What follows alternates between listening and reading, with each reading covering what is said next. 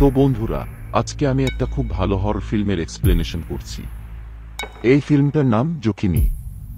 এই ফিল্মটিকে ইউটিউব-এ দেখতে পারবে। আজকের ভিডিওটা আশা করি ভালো লাগবে এবং গল্পের শুরুতে এটাই বলবো, যারা আমার চ্যানেলে নতুন আছো সাবস্ক্রাইব করে বেল আইকনটা প্রেস করে দিও নতুন ভিডিও আপডেট পেতে। এর সাথে শুরু করছি আজকের ভিডিও। তো গল্পের শুরুতে আমরা একটা নাটকের সিন দেখতে পাই। এখানে একটা ট্রেডিশনাল ডান্স পারফর্ম করা হচ্ছিল। এই ডান্সটাকে ভাবনা বলা হতো, যেটা আসামের একটা অতি প্রচলিত ট্রেডিশনাল ডান্স ফর্ম, এবং এই ডান্স ফর্মটা মনোরঞ্জন করার সাথে সাথে ধার্মিক প্রচারও করত। কিন্তু এই উৎসবের থেকে দূরে জঙ্গলের মধ্যে থেকে আমরা দেখতে পাই কেউ একজন ডান্সারের উপরে নজর রাখছিল। এখানে আমরা জানতে পারি ডান্সারের নাম ছিল মহান্নব। অন্যদিকে আমরা একটা বাড়ির সিন দেখতে পাই, যেখানে আমরা একজন প্রেগনেন্ট মহিলাকে দেখতে পাই। এই মহিলার নাম ছিল মালায়া, যে ছিল মহার্ণবের ওয়াইফ। এখানে আমরা দেখতে পাই মালায়ের উপরেও কেউ একজন বাইরে থেকে নজর রাখছিল। একটু পরে লাইট চলে যায় এবং মালায়া একটা হ্যারিকেন জ্বালিয়ে বাইরে বসে থাকে। মালায়াকে দেখে মনে হচ্ছিল সে অনেক দুঃখী এবং চিন্তিত। তখন তাদের কাজের মেয়ে তার খবর নিতে চাইলে কিছু উত্তর দেয় না। এখানে আমরা বুঝতে পারি মহানবের বাড়ি থেকে দূরে থাকার কারণে মালায়া খুবই চিন্তিত এবং নিজেকে অনেক একা ফিল করে। এরপরের সিন শিফট হয়, আমরা পরের দিনে সকালে দেখতে পাই, যেখানে মহানব নিজের বাড়িতে ফিরে আসে। এখানে সে মালায়াকে বলে আগের দিন রাতে প্রোগ্রামে অনেক ভিড় ছিল, তাই সে রাতে বাড়ি ফিরতে পারেনি। কথায় কথায় মালায়া বলে তার মনে হয় মেয়ে হতে পারে।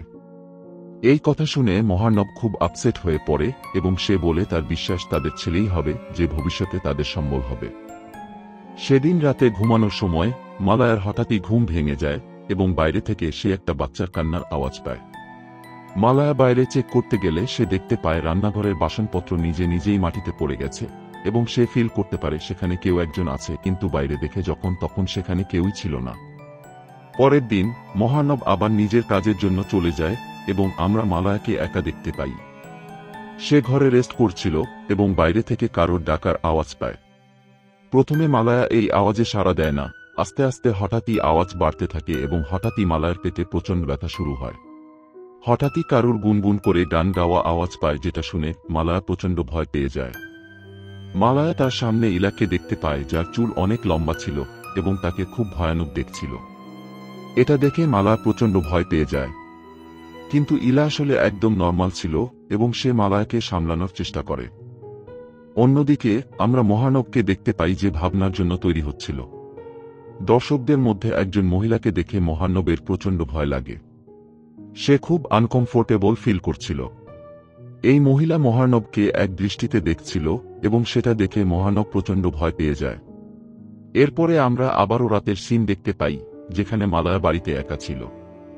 বাইরে প্রচণ্ড ঝড় বৃষ্টির মধ্যে আমরা একটা আজব এন্টিটিকে মালায়ার ঘরের দিকে যেতে দেখি। এই এন্টিটিটা মহিলার ছিল, তার পুরো শরীর রুগ্ন অবস্থায় ছিল। এই এন্টিটিটা লাল শাড়ি পরা ছিল, এর সাথে জোনাকি পোকাও দেখতে পাই, যেগুলো এর আশেপাশে ছিল। মালায়া ফিল করতে পারছিল যে আত্মাটা তার আশেপাশেই আছে, এবং তখন এই আত্মাটা ধীরে ধীরে মালায়ার সামনে এসে দাঁড়ায়। মালায়া সেই এন্টিটিকে ভয় পেয়ে জিজ্ঞেস করে তার কি চাই। তার উত্তরে সেই এন্টিটিটা বলে তার পেটের বাচ্চাটা চাই। এখানে আমরা বুঝতে পারি যে এই এন্টিটিটা অ্যাকচুয়ালি একটা জোকিনি, যে মালায়ার থেকে তার বাচ্চা নিতে এসেছে। জোকিনির কথা শুনে মালায়া ভয় পেয়ে যায় এবং তাকে না বলে দেয়।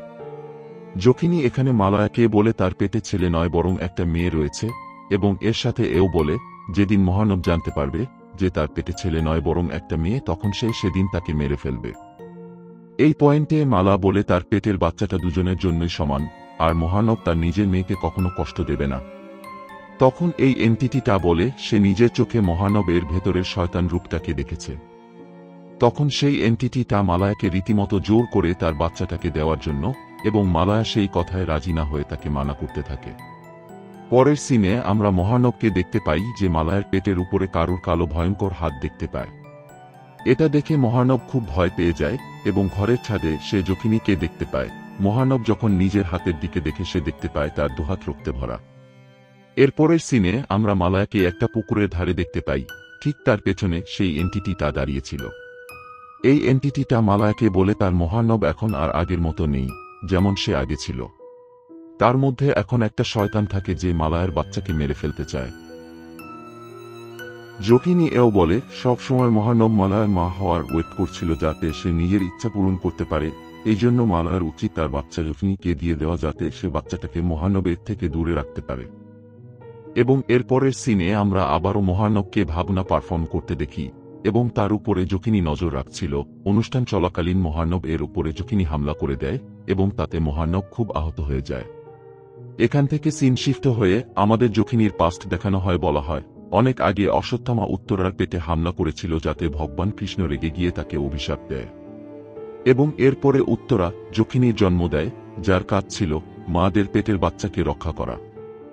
যখনই কোনো অশ্বত্থামার জন্ম হয় এবং জকিনী যে কোনো প্রকারে তার সাথে লড়াই করে এবং বাচ্চাকে রক্ষা করে। ব্যাক টু প্রেজেন্ট টাইম, আমরা আবার জকিনীকে মালায়ার সাথে দেখতে পাই। সেখানে জকিনী মালায়াকে বলে সময় খুবই কম, তাই উচিত তার বাচ্চাকে জকিনীর কাছে দিয়ে দেওয়া যাতে সে তার রক্ষা করতে পারে। সে বারবার মালায়াকে বোঝায় যে মহানব এখন বদলে গেছে, তার মধ্যে একজন শয়তান বাস করে যে তার বাচ্চাকে মেরে ফেলবে। তখন হঠাৎ করেই মালায়ার পেটে খুব ব্যথা শুরু হয়ে যায় এবং সে জকিনীকে বাচ্চা দিতে মানা করে দেয়।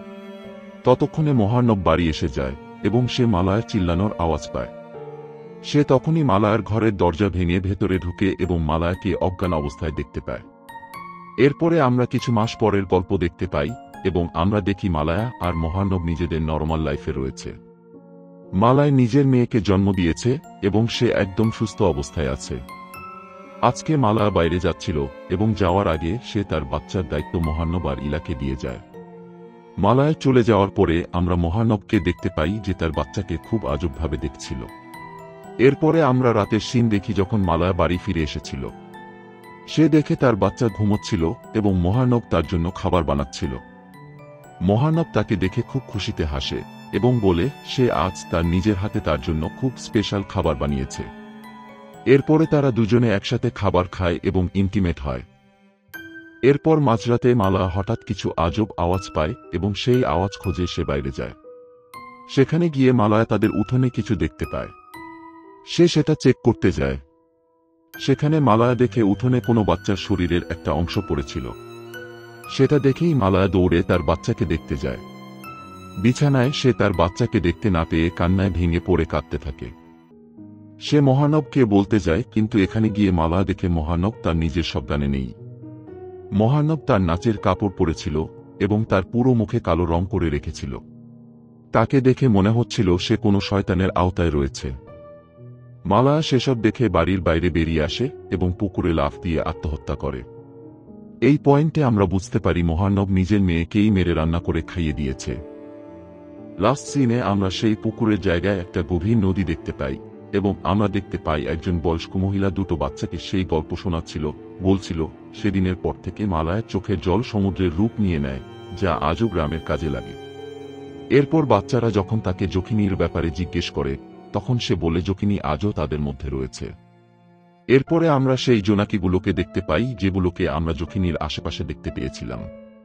এর থেকে আমরা বুঝতে পারি যে জকিনী আজও সেখানে আছে এবং ফিল্ম এখানেই শেষ হয়ে যায়।